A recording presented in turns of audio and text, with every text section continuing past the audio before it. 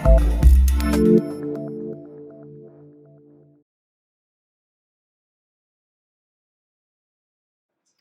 चलिए इस वाले फ्रेम की कोडिंग स्टार्ट करते हैं। अब कुछ बातें जान लेते हैं। जैसे हम लोग दिस मंथ स्पेंडिंग नहीं दिखा सकते जब तक स्पेंडिंग कोई ऐड ना हो। स्पेंडिंग तब तक ऐड नहीं होगी जब तक यहाँ पर बाय डिफॉल्ट कैटेगरी डिस्प्ले ना करें, क्योंकि जब इस ऐप को रन कराओगे आप, तो स्पेंडिंग ट्रैकर हमारा होम फ्रेम है, तो उसमें आपको यहाँ पर कोई कैटेगरी नहीं दिख रही। जबकि मैं चाहता हूँ कि जो कैटेगरी अभी मैंने कैटेगरी वाले फ्रेम से डेटाबेस में ऐड कराई है, तो वो ऐप के स्टार्ट होते यहाँ पर वो सारी कैटेगरी डिस्प्ले हो डेटाबेस से। तो सबसे पहला काम तो यही है कि सर कैटेगरी यहाँ कैसे आएंगी, और उसके बाद यहाँ पर लिंक भी करेंगे ऐड न्यू कैटेगरी से। जैसे इस पे क्लिक करूंगा तो ये फ्रेम मेरा ऐसे ही यहाँ पे बना रहेगा स्टैटिकली, और एक कैटेगरी वाला फ्रेम सामने आएगा, उस पर आप कैटेगरी ऐड करोगे और उसे बंद करोगे तो ये वापस से यहाँ पे आपको दिख जाएगा, और फिर ये कैटेगरीज जो यहाँ पर है वो वापस रिफ्रेश भी होंगी जी। तो ये सब कर लेते हैं पहले। तो ये छोटा काम है लेकिन इंपॉर्टेंट है, कैसे करना है सुनिए। तो आपको सबसे पहले जानना है इस वाले फील्ड का नाम। तो इस वाले फील्ड का जो नाम आप देख पा रहे हैं वो है जे कॉम्ब बॉक्स 1, जो कि कतई अच्छा नहीं लग रहा। तो मैंने चेंज वेरिएबल नेम में जाकर जे कॉम्ब बॉक्स को इसको नाम दे दिया, कोई भी नाम आप इस वेरिएबल दे सकते हैं, मैंने सी दे दिया। या सी तो चलो कनेक्शन वेरिएबल भी है, तो बेटर है कि कैटेगरी फील्ड के नाम हिसाब से देते हैं, तो कैटेगरी नाम दे दिया इसको। तो कैटेगरी नाम का ये वेरिएबल हमारा यहाँ पर हुआ, ये फील्ड का नाम है, जे कॉम बॉक्स वाले फील्ड का नाम कैटेगरी है, ध्यान रखिएगा। चलिए अब कोडिंग स्टार्ट करते हैं। Let's go to the source code now. Source में जा रहे हैं, आप यहां बनाएंगे एक मेथड। मेथड का नाम होगा डिस्प्ले कैटेगरी। ये डिस्प्ले कैटेगरी वाला मेथड क्यों बना रहे हो? क्योंकि ये वो मेथड है जिसमें कोड लिखा जाएगा यहां पर डेटा डिस्प्ले करने का। इसे कंस्ट्रक्टर से भी कॉल करेंगे क्योंकि फ्रेम के ओपन होते आ जाए, और इसे कॉल करेंगे ऐड न्यू कैटेगरी के बाद भी, जैसे कि अगर कोई नई कैटेगरी ऐड हो तब ये रिफ्रेश कर पाए अपने आप को। तो अगर मल्टीपल जगह एक कोड चलाना हो तो मेथड में लिख के मल्टीपल जगह कॉल कर लें। ये हम लोग प्रोग्रामिंग फंडामेंटल है, ये ऐसा नया बात नहीं बताया मैंने कोई कि क्या कर रहे हैं। तो एक अगर आपको 4 जगह कोड चलाना है तो 4 जगह थोड़ा लिखते, एक मेथड बनाते हो, 4 जगह से कॉल कर लेते हैं। तो मुझे अगर इस फील्ड में वैल्यू सेट करनी है तो मैंने एक मेथड बना दिया डिस्प्ले कैटेगरी, और यहाँ पर मैं डेटाबेस से कैटेगरी गेट करके कैटेगरी वाले फील्ड में वैल्यू डालने जा रहा हूँ। तो उसके लिए मुझे लगाना पड़ेगा ट्राई कैच। तो ये आ गया हमारा एक्सेप्शन हैंडलिंग का छोटा सा कोड। इसमें आ जाएगा हमारा J option pane, show message dialog, null के साथ एक्सेप्ट। ये तो सिंपल है। अब यहां पर आता मेन कोडिंग। तो ट्राई के अंदर क्या होगा, सबसे पहले डेटाबेस से सारी कैटेगरी गेट कर लेते हैं, व्हाइल लूप में आएगी और व्हाइल लूप एक एक करके जो है कैटेगरी वाले कॉलम में डालेगा। तो सबसे पहले क्या करेंगे, वही db.dbconnect.st, और यहाँ पे क्वेरी फायर होगी एग्जीक्यूट क्वेरी से, क्योंकि we want to read the data, और क्वेरी होगी select star from category info, जो टेबल का नाम है। बस सारी वैल्यू आनी, तो कोई वेयर क्लोज नहीं है। तो इस लाइन के चलने से आपको सारी की सारी वैल्यूज रिजल्ट सेट में मिलती हैं, ये आप पहले से जानते हैं। तो आरएस वेरिएबल वैल्यू गेट कर ली। रिजल्ट सेट का पैकेज इंपोर्ट बोल रहा है, ऑब्वियस बात है, आपको अगर जेडीबीसी का कुछ भी यूज करना है तो जेडीबीसी का जो पैकेज होता है वो आपको इंपोर्ट करना होगा। सॉरी, ये आ गया सर, डेटा आपका डेटाबेस से आ चुका है। अब आपने व्हाइल लूप लगाना होता है। व्हाइल लूप में आप लिखेंगे rs.next, ये मेथड आपको एक एक कॉलम वैल्यू जो है डेटाबेस से दे देगा। जो जो वैल्यू आएंगी वो मुझे कैटेगरी वाले चेक बॉक्स उस कॉम्बो बॉक्स में पहुंचानी है। तो मैंने क्या करना है, बस यहाँ पे कैटेगरी मेरे उस कॉम्बो बॉक्स का नाम है, डॉट ऐड आइटम। क्या, हाँ मेथड नेम है ऐड आइटम। आप ऐड आइटम कॉल करिए और जो आपका वैल्यू है वो आपको मिलेगा rs.get स्ट्रिंग से, कॉलम नेम कैटेगरी। हो गया सर। ये मेथड जैसे ही सारी वैल्यूज आ गई तो पहली वैल्यू कैटेगरी में ऐड, पहली वैल्यू यहां से निकलेगी और कैटेगरी में ऐड होगी। फिर दोबारा चलेगा, फिर दूसरी वैल्यू गेट होगी और वो ऐड होगी। कोड चलता रहेगा, डेटाबेस से सारी कैटेगरी आपके इस फील्ड में आ जाएंगी। बस इस मेथड को कॉल करना है। आप इस मेथड को प्राइवेट बना लो जिससे कि बाहर से इसे कॉल ना कर सके और सेफ्टी बनी रहे कोडिंग में। इसे कंस्ट्रक्टर में कॉल कर दिया, अभी मैं और जगह भी कॉल करूंगा, लेकिन चला कर देख लीजिए।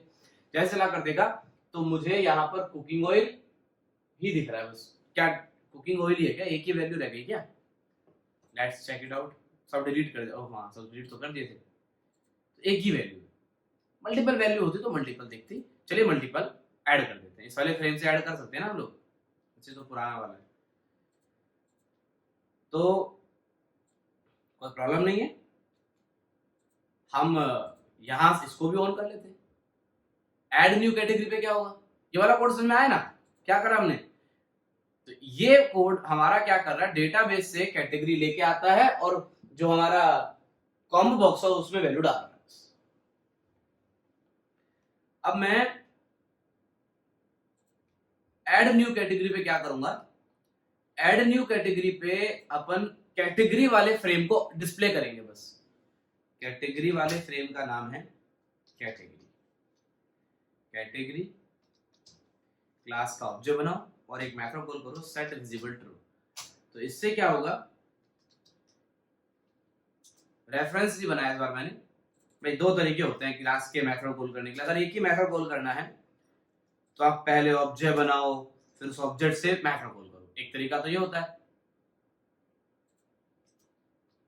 कि पहले ऑब्जेक्ट बनाया और फिर मेथड कॉल कर लिया। या फिर जब एक ही मेथड कॉल करना है तो फिर ऑब्जेक्ट का रेफरेंस क्यों बनाना? आप सीधे सीधे कंस्ट्रक्टर पे ऑब्जेक्ट के साथ ही मेथड कॉल कर सकते हो, ये अलाउड होता है। तो मैंने ये कर दिया। तो जैसे ही ऐड कैटेगरी चला,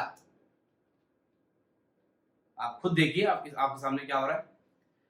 तो जैसे ये बटन क्रैश हुआ तो ये फ्रेम आ गया और इसके बंद, क्योंकि इस पे डिस्पोज लगा रखा है तो इसके बंद होने से ऐप बंद नहीं हो रहा। तो आप बड़ी स्पीड से अब यहाँ से कैटेगरी ऐड कर सकते हो। मान लीजिए आपको शुगर ऐड करना तो शुगर ऐड कर दिया आपने। अच्छा ये भी तो है, शुगर ऐड करके एंटर से आप चाह रहे थे कि एंटर मारो तो ऐड हो जाए, अभी तो बटन दबाना पड़ रहा है। अब क्या हुआ कि वहां तो दिख रहा है, यहाँ तो एक ही दिख रहा है, लेकिन क्योंकि मैंने कहा ना इसके ऊपर अपन ने इसको रिफ्रेश नहीं करा अभी।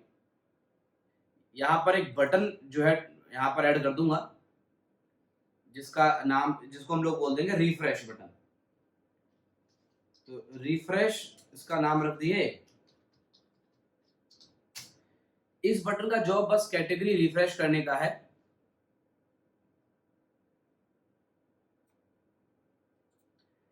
और इस बटन पे क्या रखेंगे कि वो डिस्प्ले,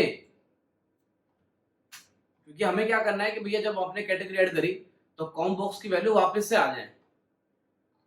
जो डिस्प्ले कैटेगरी वाला जो मेथड है वो कॉल कर दो। तो डिस्प्ले कैटेगरी वाला मेथड डेटाबेस से लेटेस्ट एंट्री लेके आ ही रहा है, तो वो मेथड मैंने रिफ्रेश पे कॉल कर दिया। ये आपको मैन्युअली प्रेस करना पड़ेगा बटन, बट छोटी सी प्रॉब्लम है अभी भी। अब मान लीजिए आपने यहाँ पे, अब देखो पुराने वाली तो आ गई, अब नई कैटेगरी मैंने यहाँ पर मान लीजिए कोई कैटेगरी और ऐड कर दी। ये कोई कैटेगरी एफ से स्टार्ट है, ध्यान रखिएगा, ये ऐड कर दी। अब वो ये रहा है कि सर वो ये इतनी कैटेगरी पहले से थी, अब जैसे रिफ्रेश करूंगा तो ये सारी कैटेगरी तो रहेंगी ही। रिफ्रेश बटन दबाते ही वो सारी कैटेगरी तो है ही, और दोबारा से कॉफी से वापस और कैटेगरी नहीं आ गई। तो इसका मतलब ये हुआ कि जो कैटेगरीज पहले आ गई हैं वो हट नहीं रही हैं और नई कैटेगरी उसमें और ऐड हो जा रही है। तो हमें फिर इसका मतलब ये भी कुछ करना होगा कि पुरानी कैटेगरी, जैसे टेबल में नहीं करा था, पहले पुराना डेटा डिलीट होगा फिर नया आएगा, तो हर रिफ्रेश पे नया ही दिखा करेगा। तो बस एक काम करना, डिस्प्ले कैटेगरी में एक मेथड कॉल कर देना। कॉम्बो बॉक्स का एक मेथड होता है और वो है रिमूव ऑल एलिमेंट करके। तो रिमूव ऑल एलिमेंट्स ये जो मेथड है, ये मेथड क्या करेगा कि पहले तो कैटेगरी को खत्म एम्प्टी करेगा और जो नई वैल्यू होंगी वो डिस्प्ले होंगी। तो ये आपका काम कंप्लीट हो गया है। अब आप जो भी, जैसे मान लीजिए मैं जी वाली को डिलीट कर रहा हूँ या कोई नया एंट्री कर रहा हूँ, तो मैं डिलीट भी कर दिया और एक नई एंट्री भी कर दिया। ये कैटेगरी भी अभी तो नहीं, रिफ्रेश करिए तो हमें वो एंट्री भी दिख रही है जो हम चाह रहे हैं, और जो डिलीट होनी तो डिलीट भी होगी। तो इस तरीके से आप ये कर सकते हैं। तो अब आप जब भी कोई कैटेगरी ऐड करें तो एक बार रिफ्रेश बटन जरूर प्रेस कर लेना, जिससे कि आप उसे रिफ्रेश कर सके। तो ये यहाँ पे हो गया। तो चलिए अब आगे बढ़ते हैं। अब हम चाहते हैं कि ऐड बटन पर यहाँ पे डेट जो चूज हुई है यहाँ पे अमाउंट जो डाला गया और इसमें जो भी कैटेगरी सिलेक्टेड है वो जो है डेटाबेस में स्टोर हो और एक एक्सपेंस ऐड हो जाए। तो इस बटन पे कोड करना स्टार्ट करते हैं, कैसे काम करेगा। उससे पहले एक काम और रह गया था, मेरे को याद आ गया कि यहाँ पर मैं चाहता था कि जब एंटर प्रेस करूं तो ये अपने आप जो है ऐड हो जाए। तो एंटर का बहुत मुश्किल नहीं है।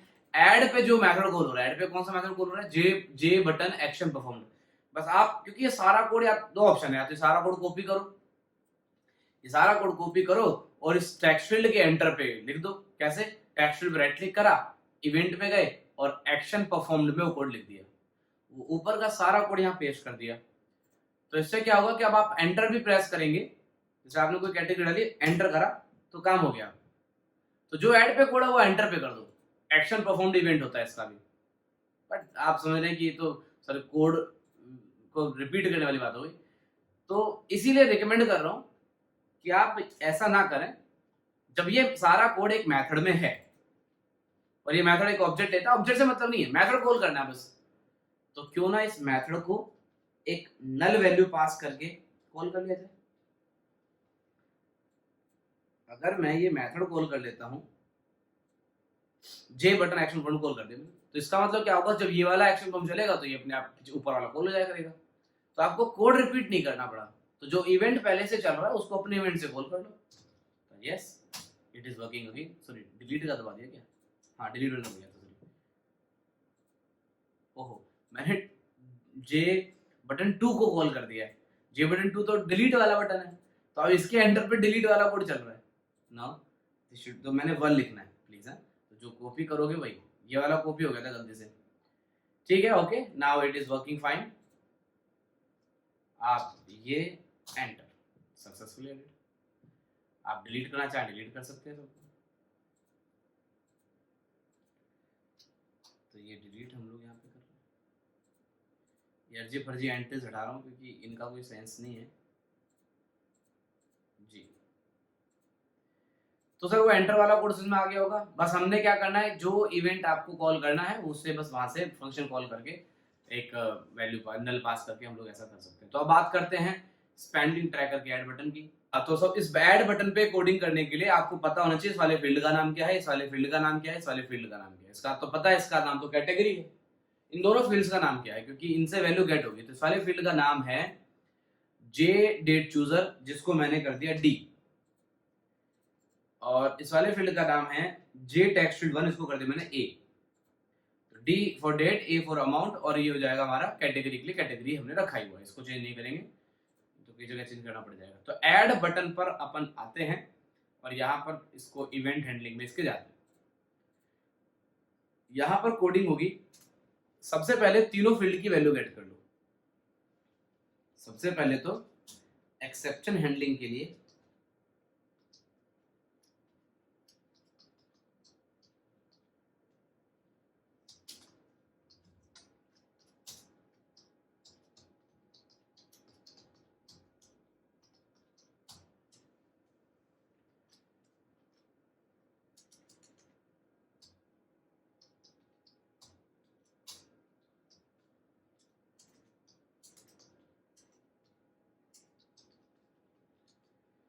हाँ जी, तो यहां पर हम लोग क्या करेंगे, तीनों फील्ड से वैल्यू गेट करेंगे। डेट वाले फील्ड से वैल्यू अगर गेट करते हैं तो हमेशा यूटिल डेट आती है, ध्यान रखिएगा। तो यूटिल डेट क्लास का एक dt वेरिएबल बनाया D dot get date method से।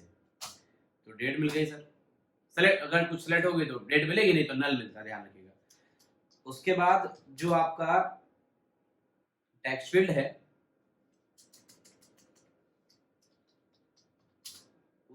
का वेरिएबल नेम s1 रख देते हैं और यहां से आएगा a डॉट गेट टेक्स्ट। जो भी आप उसमें टेक्स्ट टाइप करेंगे वो आपको मिल गया। उसके बाद कैटेगरी जो सिलेक्ट होगी वो आपको मिलेगी। तो कैटेगरी को मैं s2 में गेट कर लेता हूं। Category dot get selected item, जी गेट सेलेक्टेड आइटम मेथड है जिससे वैल्यू मिलेगी। बस आपको उसे, क्योंकि जो भी आइटम आप उसमें डाल रहे हैं वो हमेशा ऑब्जेक्ट की फॉर्म में होता है तो डाउनकास्ट करना पड़ता है बस। तो ये मेरे पास तीनों वैल्यू आ गई। अब तीनों वैल्यू में केस ये है कि हो सकता है कि आपने अमाउंट ब्लैंक छोड़ दिया हो, हो सकता है कि आपने डेट वाले फील्ड में कुछ भी डेट ना डाली हो सकता है कि आपका कैटेगरी ब्लैंक हो। तो मैं चाहता हूं कि कोड आगे बढ़े ही ना। अगर इन तीनों फील्ड में ब्लैंक आ गया, इनमें से किसी में भी ब्लैंक आ गया तो कोड आगे ना बढ़े। तो मैंने सबसे पहले इफ लगा दिया और लिखा कि dt not equal to null and तीनों case not s1 dot equals blank और and not equal to s2 dot equals blank. तो कहने का मतलब है कि इन तीनों में से कोई भी ब्लैंक नहीं होना चाहिए। अगर हुआ तो ये कोड चलेगा ही नहीं। तो क्या चलेगा उस केस में एल्स, और एल्स में क्या लिख देंगे प्लीज फिल ऑल डिटेल्स, ऐसे लिख देते हैं। तो please fill all details. Message आपकी मर्जी से रहेंगे, मैं अपने हिसाब से लिख रहा हूँ, आप जो आपको सही लगे लिख लेंगे। बाकी ऐड बटन पर तीनों फील्ड वैल्यू गेट करिए। अगर तीनों में से कोई भी ब्लैंक है तो ये कोड चलेगा ही। चाहो तुरंत करके देख सकते हो, इट इज वर्किंग वेल। अब आपने वन डेट ब्लैंक कर दिया तो बोल रहा है क्या प्लीज फिल ऑल डिटेल्स। अगर डेट सेलेक्ट कर भी ली भैया ये डेट का था तो अब वो अभी बोल रहा है प्लीज फिल ऑल डिटेल्स, क्योंकि अभी अमाउंट बचा हुआ, अमाउंट डाल दिया। तो अब ये सही है क्योंकि अब कॉफी में कॉफी है ही पहले से, तो ये अब सही है। अब एरर नहीं आया मतलब, तो ठीक है, कुछ हुआ भी नहीं, कोड अंदर आई नहीं। तो अब क्या करना है, वैल्यू गेट करके इंसर्ट वेरीफायर कर दिए, डेटाबेस में स्टोर हो जाएगा। डेटाबेस में स्पेंडिंग वाली टेबल में वैल्यू जाएगी, ध्यान रखिएगा इसमें अभी कुछ नहीं है। यहाँ पर एक ऑटो इंक्रीमेंट वैल्यू ऐड होगी, कैटेगरी आएगी, आपका डेट जो है वहां जो चूज करोगे वो आएगी और अमाउंट आएगा। तो चलिए इसको कर लेते हैं, सिंपल है। इधर सिंपल नहीं है, जो डेट गेट करी है ना, अभी पहले दिखा दो, जब सामने सामने एरर आएगा तब ज्यादा समझ में आता है। तो मैंने यहाँ पर डीबी पैकेज का ऑब्वियस बात है और डीबी कनेक्ट का एक स्टेटमेंट के थ्रू एक मेथड कॉल करा, दैट इज इंसर्ट क्वेरी हो रही है तो एग्जीक्यूट अपडेट मेथड कॉल होगा। एग्जीक्यूट अपडेट कॉल करा और इंसर्ट क्वेरी दी, इंसर्ट इनटू टेबल नेम क्या है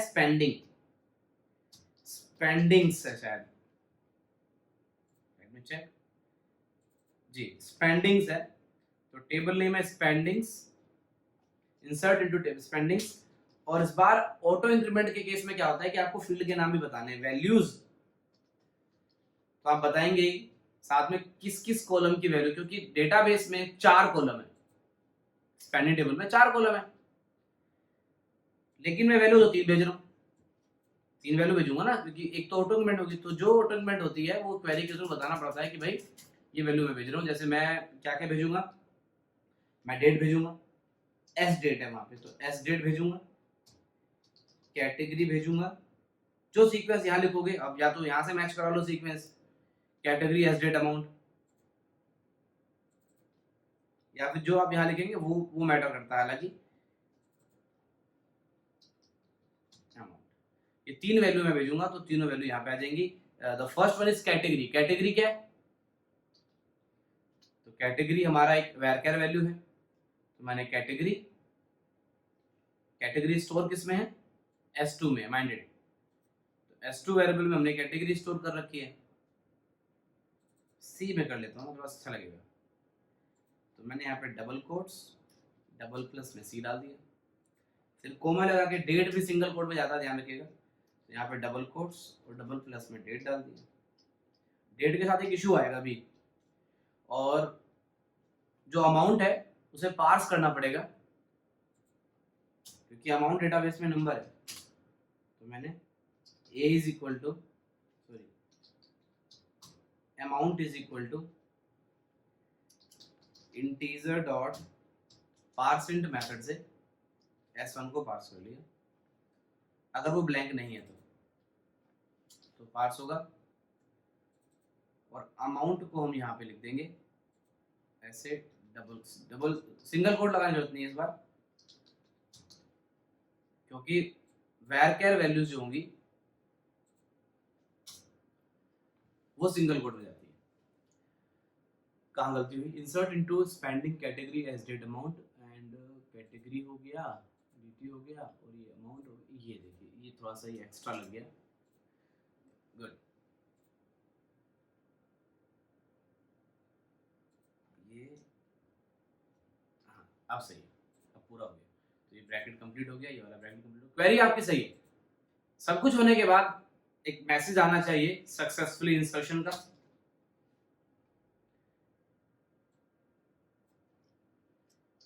एक्सपेंस एडेड सक्सेसफुली। गुड, कर देखिए, एक्सपेंस ऐड होगा नहीं, करके देखो। मान लीजिए मैंने आज की डेट का अमाउंट डाल दिया कि भाई मेरा 200 रुपए का कुछ मैं शुगर लेके आया, ऐड करा, आ गया एक्सेप्शन। एक्सेप्शन डेट में आया, एस डेट में एक्सेप्शन आ गया कि भाई ये कुछ डेट की जो है incorrect data value, date value आ गई है। ये क्यों हुई? ये डेट में एरर क्या आ गया?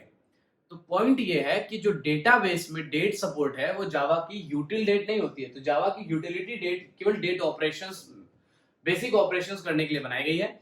जो डेटाबेस में डेट स्टोर होगी वो होगी एसक्यूएल डेट, java.sql डेट। तो इसका मतलब ये है कि जो यूटिल डेट आपके पास है वो डेटाबेस में स्टोर नहीं होगा, उसका फॉर्मेट चेंज करना पड़ेगा। और उसके लिए हम यहाँ पर एक डेट कन्वर्जन का एक छोटा सा कोड लिखेंगे और वो होगा java.sql.date d is equal to, या कुछ भी वेरिएबल नेम आप कुछ भी यूज कर सकते हैं, डेट ही कर लिया चलिए। तो date is equal to new java.sql.date और यहां पास करना होगा आपको जो डेट आपने गेट करी थी उसका एक मेथड गेट टाइम। अब गेट टाइम मेथड आपको जो है आपकी डेट का, जो भी डेट आपने चूज करी, मान लीजिए आपने 29 मार्च 2020 सेलेक्ट करा, तो उसका टाइम आपको मिली सेकेंड में एक टाइम दे देगा, एक टाइम आपको मिलेगा।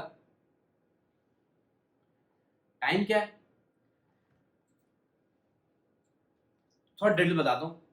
होता क्या है कि we do not want to change the date, we don't want to change the date, we just want कि सेम डेट मेरा जो मैंने सेलेक्ट करा वो मेरे डेटाबेस में जाए, उसका टाइप बदल जाए, जो यूटिल से वो एसक्यूएल हो जाए। तो उसके लिए जावा ने एक बेसिक डेट बना रखी है, वो है जनवरी 1970। 1 जनवरी 1970 इज अ बेस डेट इन जावा। तो ये बेस डेट हो गई। तो जो भी डेट आपने सेलेक्ट करी, मान लीजिए आपने सेलेक्ट करी 29 मार्च 2020, तो ये जो मेथड है ये क्या करेगा, डीटी में क्या है 29 मार्च 2020 है, तो ये मेथड 29 मार्च 2020 को माइनस करेगा 1 जनवरी 1970 से। जब माइनस करेंगे तो बीच में आएंगे बहुत सारे दिन, और हर दिन में होता है फिक्स एक मिली सेकेंड वैल्यू कि भाई इतने एक दिन में मिली सेकेंड होते हैं। तो ये मेथड क्या करेगा कि आपकी डेट को 1970 वाली डेट से माइनस करके मिली सेकेंड वैल्यू निकालेगा। तो एक टाइम आएगा, एक लॉन्ग वैल्यू देता है मेथड। अगर आपको ये सब जानना है तो आप खुद देख सकते हैं, मैंने यहीं से ये पढ़ा हो इस मेथड के बारे में, तो आपको पता चल जाएगा कि जो मैं बोल रहा हूँ क्या है। तो ये वही बोल रहा था कि आप साफ साफ लिखा हुआ returns the number of millisecond since January 1970।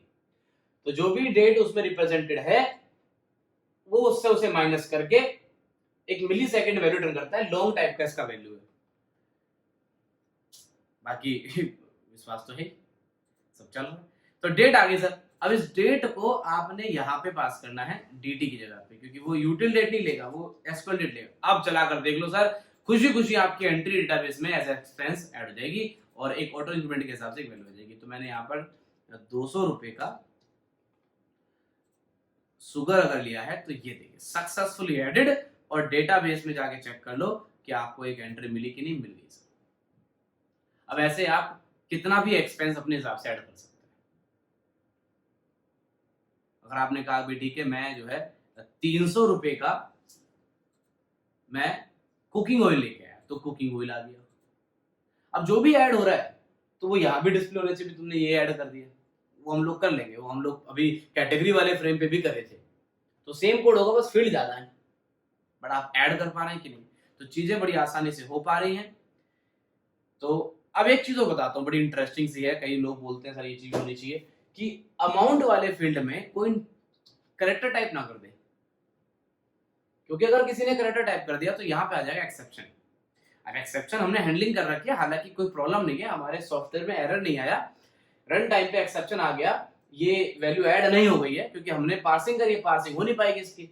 But मैं चाहता हूं कि कुछ ऐसा हमारे इस फ्रेम में हो जाए कि कुछ ऐसा कर कमाल कि ये यहाँ पर जो है टेक्स्ट टाइप ही ना हो पाए, या टेक्स्ट टाइप हो नंबर ना टाइप हो पाए। ऐसे कई कंडीशन कई जगह जरूरत पड़ती है। तो मैं आपको सिखाता हूं कि कैसे फील्ड में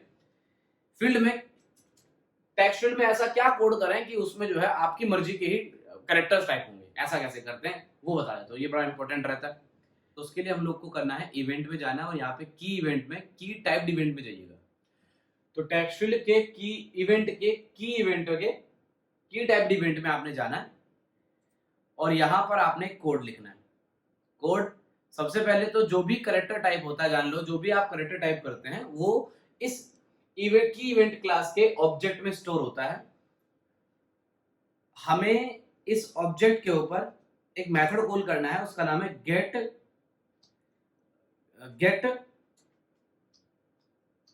की कैर। हाँ ये रहा। तो ये आपको वो टाइप्ड करेक्टर दे देगा, जो आपने करेक्टर टाइप करा होगा वो आपको मिल जाएगा इस वेरिएबल में। अब मैं चाहता हूं कि अगर वो करेक्टर डिजिट हुआ तो डिस्प्ले हो, अदरवाइज वो डिस्प्ले ना हो। तो मुझे यहाँ पर कंडीशन लगानी होगी। एक कैरेक्टर नाम की रैपर क्लास है और इस कैरेक्टर क्लास का एक मेथड है जो बताएगा कि जो कैरेक्टर है वो क्या है। तो मैंने इस डिजिट बोल दिया। तो इस डिजिट का मतलब है कि अगर वो कैरेक्टर डिजिट हुआ तो ये कोड चलेगा, अगर वो कैरेक्टर डिजिट नहीं हुआ तो ये कोड नहीं चलेगा। बट मैं चाहता हूं कि अगर वो कैरेक्टर डिजिट है तो वो डिस्प्ले हो, अगर वो कैरेक्टर नहीं है, अगर वो कैरेक्टर डिजिट नहीं है तो वो डिस्प्ले ना हो। इवेंट क्लास का एक मेथड है कंज्यूम मेथड क्या करता है कि अगर आपने कोई कैरेक्टर टाइप करा और आप चाहते हैं कि वो जो है प्रोसीड ना हो आगे, तो उसे कंज्यूम कर लेगा। कंज्यूम करने का मतलब है कि वो उसे एक तरीके से आगे प्रोसीड नहीं करने देगा। मैं चाहता हूं कि अगर वो कैरेक्टर डिजिट नहीं है तो वो कंज्यूम हो जाए, मतलब वो आगे प्रोसीड ना हो। तो मुझे यहां लगाना होगा नोट लगाने से क्या होगा कि केवल ये कंडीशन केवल तब ट्रू होगी जब वो कैरेक्टर डिजिट नहीं होगा, और डिजिट नहीं है तो क्या करना है, उसे कंज्यूम कर लीजिए। कंज्यूम करने से वो आगे कैरेक्टर प्रोसीड नहीं होगा। और अब आप रन करा कर देखिए, इतने से कोड से आपका काम हो गया है। अब यहाँ पर आप कुछ भी टाइप कर रहे हैं, आप देख रहे हैं मैं कुछ भी टाइप कर रहा हूँ, नहीं आ रहा, डिजिट टाइप करूंगा आएगा, बाकी और कैरेक्टर टाइप करूंगा नहीं आ रहे। तो अब इस फील्ड में केवल डिजिट अलाउड है, वो हमारा काम हो गया जो हम लोग चाह रहे थे। तो इस कोड से ये हुआ। अब आप कह रहे हैं सर केवल अल्फाबेट अलाउड हो, तो यहाँ पर कैरेक्टर का अल्फाबेट मेथड भी है, तो अब आप अपने हिसाब से मेथड कॉल करके अपनी कंडीशंस लगा सकते हैं। तो चलिए मैं आगे बढ़ता हूं।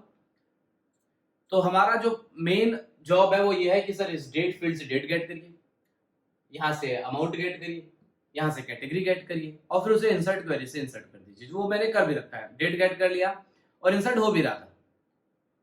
एक्सपेंस में एक वैल्यू चली भी गई थी ये, हाँ। बाकी हम लोग कंडीशन लगा रहे थे कि क्या क्या करना है। अब क्या नेक्स्ट, अब नेक्स्ट ये है कि जो डेट है उसमें कोई आगे की डेट ना सेलेक्ट कर ले, क्योंकि अभी ये भी एक छोटी सी प्रॉब्लम है कि अगर मैं यहाँ से मान लीजिए 30 अप्रैल कर दूं, जो भी कल है, तो कल का एक्सपेंस आज कैसे ऐड कर सकते हो, नहीं कर सकते ना। तो अब आपको यहाँ पे कंडीशन बतानी है कि कैसे आप डेट चूजर में आगे की डेट सेलेक्ट ना कर पाए। पीछे का एक्सपेंस हम कर सकते हैं, तो इसके लिए आपको इस फील्ड का नाम पता होना चाहिए। इस फील्ड का नाम है डी हमने इसका नाम रखा था, डी है। तो अब आपको कंस्ट्रक्टर में जाना है कि मैं चाहता हूं कि फ्रेम खुलते ही ये कंडीशन इस पे लग जाए। तो इसके लिए हम लोग इवेंट में नहीं जाएंगे, कोई इवेंट नहीं है इसका, सीधे सीधे सोर्स कोड के कंस्ट्रक्टर में जाइए और कंस्ट्रक्टर में से एक मेथड लगाना है और मेथड का नाम है सेट सेलेक्टेबल रेंज। तो मेथड हो गया D dot set selectable date range, ये रहा। इसमें आप रेंज बता दीजिए भाई कहां से कहां तक की डेट सेलेक्ट हो पाएगी। मैंने कहा सर मैं पहला आर्गुमेंट होता है सर यहां से स्टार्टिंग और एंड, तो स्टार्टिंग में तो अपन पास कर देते हैं नल और यहां पास कर देते हैं new dot Java dot util dot date का ऑब्जेक्ट। अगर मैं यहां पर कोई भी डेट नहीं पास करूंगा तो करंट कंप्यूटर डेट रिप्रेजेंट करेगा, और यहाँ पे कुछ भी पास नहीं करा तो ये आगे तक कोई भी डेट लेगा। लेकिन ये एंड डेट हो गई, एंड डेट मतलब करंट कंप्यूटर डेट, मतलब जो आज की डेट है वो सेलेक्ट होगी, आगे की नहीं हो सकती।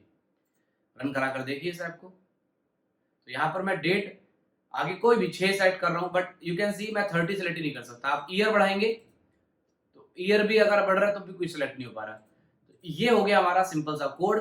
अगर आप चाहते हैं कि पीछे की कोई भी डेट सेलेक्ट हो पाए, आगे की कोई ना हो पाए, तो उसके लिए ये मेथड लगा देते हैं। तो चलिए यहां तक बात क्लियर हुई। ये मेथड आपकी डेट की रेंज बता देगा। तो अब हम ऐड करेंगे अगर एक्सपेंस तो वो प्रॉपर्ली ऐड हो जाएगा, कोई प्रॉब्लम नहीं होगी। और इसमें आप कुछ भी गड़बड़ नहीं कर सकते। मान लीजिए आप पीछे का कर सकते हैं, 28 तारीख का एक्सपेंस ऐड करना है और उसमें मैंने कहा कि भाई मैं जो है 350 रुपये का कुछ कुकिंग ऑयल मैंने खरीदा, तो ये ऐड हो गया, सक्सेसफुली ऐड। डेटाबेस में जाके देखिए तो आपको पता चलेगा कि भाई ये कुकिंग ऑयल 2 बार ऐड हो गया, क्योंकि यहाँ आपने 2 बार खरीदा, एक बार अटैच करो, उसमें कोई प्रॉब्लम नहीं है, इट्स गुड। अगर वीडियो पसंद आई तो please like the video, subscribe my channel. Thank you so much, bye bye.